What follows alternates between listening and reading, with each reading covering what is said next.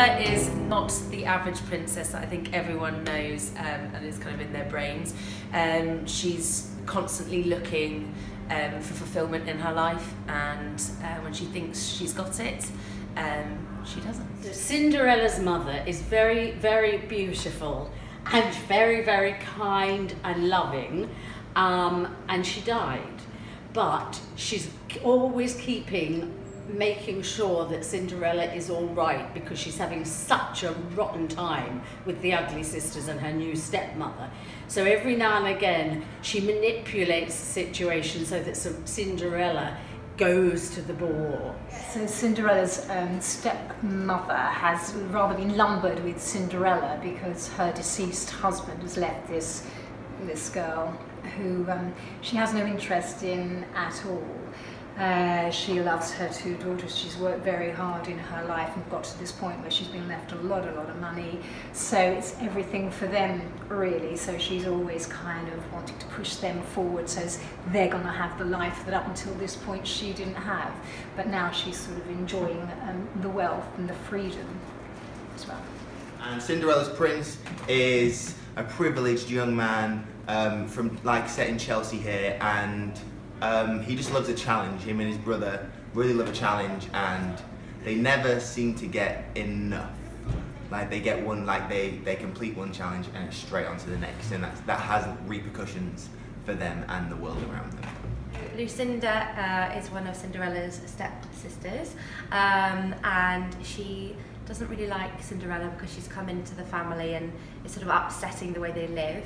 I think she's very much somebody who copies Mum, and potentially Florinda, the other sister. I think she might be a little beat behind everything that they do, so she's very sort of like a tag along, and she's also second choice when the prince comes along with the shoe, so she's desperate to be a princess, but it might not happen. Yeah, I think Florinda's quite similar to Lucinda. They're sort of two peas in a pod almost, but I do think that Florinda has just that step ahead. Yeah. I think we're very pressured by our mother to be perfect and to look nice and all these things. I don't think we've ever been told to be nice. We've always just told to look nice and make sure you're presentable and things like that. So I think we're very materialistic, and in this production we do it all in an Essex accent, so sort of imitating the Towie girls and how they sort of dress and act and sort of, you know, that superficial nature. Little Red is kind of a feisty, playful young gal who goes off to see her granny,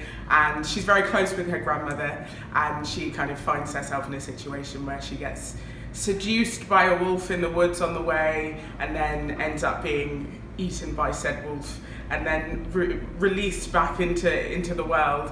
And she kind of learns a lot through that process, kind of matures towards the second act, and yeah, she goes through a lot and grows up a lot. Little Red's granny is quite a sturdy lady, takes no nonsense, she just gets on with it, and she's actually quite bloodthirsty, really. She does like a good skinning of a wolf, particularly. Rapunzel's prince is a hilarious part to play.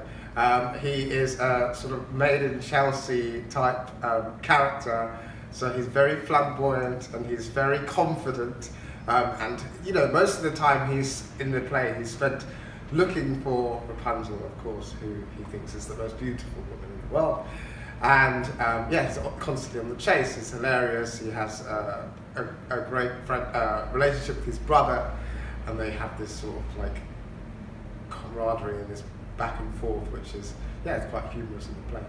The narrator is on stage all the time, so it's a kind of a sense of him telling the story from his kind of point of view, and he takes the audience through the whole story.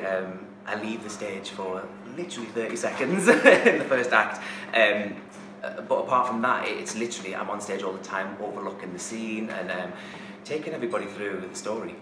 The mysterious man's a bit of an odd one. He sort of crops up throughout, and he's just generally weird all over the place. He has connections with so many people, and he's made a mistake a lot of years ago and has decided to push everything to the good.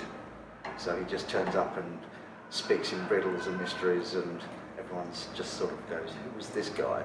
And he's just pushing it to get it to a happy ending. I'm playing the witch. She has quite a journey throughout the entire show. She starts off, she appears as a crone, old and twisted and gnarled, and she has taken the baker's child and lodged her in a tower to protect her from the world and to keep her innocence and beauty, because her innocence and beauty was taken away from her. She loves her daughter very much. The audience might not perceive it as a love, it's a kind of twisted love.